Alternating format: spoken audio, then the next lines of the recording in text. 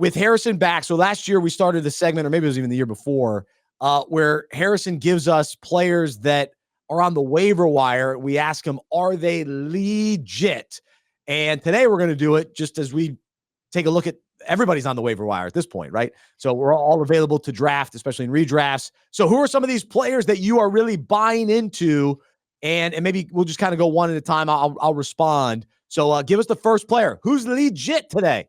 So the first guy that I think is going to be legit for the upcoming NFL season is Brian Thomas Jr., rookie wide receiver for the Jacksonville Jaguars. Now, I know Marvin Harrison's getting a lot of attention, and obviously Malik Neighbors as well. They're both incredible. But you have to pay second-round draft picks to take these two rookie wide receivers as the highest drafted rookie wide receivers ever.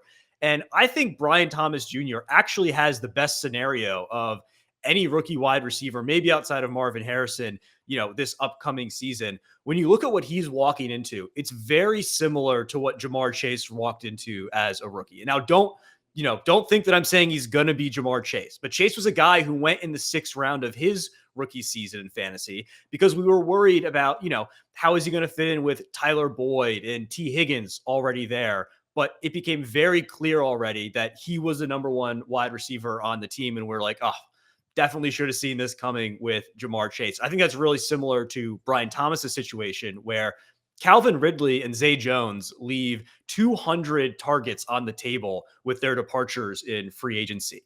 And yes, Christian Kirk is still there, but he's a slot receiver. He's not going to take over and become a 1,600, 10 touchdown guy. And they brought in Gabe Davis as well, who I also, some people are excited about him, but I think he's just been a deep threat at this point in his career.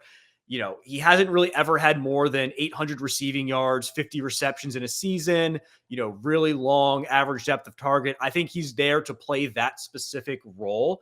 But I think Brian Thomas Jr. is the guy who can come in and be the alpha number one receiver in this offense. He's the highest draft capital out of all of them, the only one who was taken in the first round.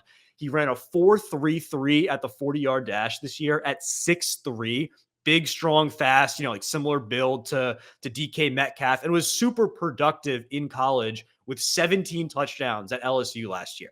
The water may be muddy right now with who's going to be the number one in Jacksonville, but this is a good offense. They still have Trevor Lawrence, a little bit disappointing last year, but I think they're going to be better this year. And by the end of the year, I think Thomas will take over as the number one go-to guy in Jacksonville and easily has the potential to finish as a top 20 fantasy wide receiver. Yeah, I'm intrigued by him as well as Jacksonville. And a little bit later, we're going to talk really kind of overview on a number of teams that we like. And I liked Jacksonville last year, and they were somewhat of a disappointment. But you still look across and you go, man, Travis Etienne is a legit stud. I want him again. I think he's somewhat discounted a little bit, but he's still the guy there. He's going to get a ton of carries.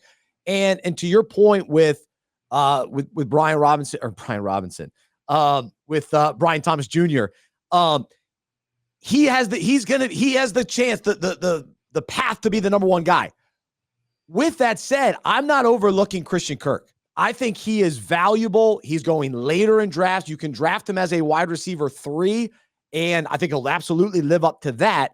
But it has the potential to be a wide receiver 2 on your team as well. And so with Brian Thomas Jr., those two guys will complement each other well. And so I'm with you. I like Jacksonville's receiver and then receivers because even Gabe Davis, a nice free agent pickup, he's going way late in drafts. You can get him as your wide receiver 4 or 5. He'll have some big games. You may not, but as a flex play during bye weeks, you might hit on him and have a nice week. Yeah. So I think Jacksonville, sort of has the perfect wide receiver for whatever the makeup of your team is. Like when in doubt, no matter how your first 5 rounds went, take a Jacksonville receiver late. Because if you want, if you got some steady guys early on, but you need that breakout candidate, take Brian Thomas Jr. Let's say you got a little more inconsistent week-to-week guys like a Jalen Waddle as your wide receiver 2, and you want someone steady in your flex, take Christian Kirk. And if you want that, big week-to-week boom or bust, take Gabe Davis. All of them, I think, are going to have good seasons, and they all provide value in fantasy. But if I'm, shooting for the moon, or if I want to invest in a rookie wide receiver, I'm going to go Brian Thomas Jr.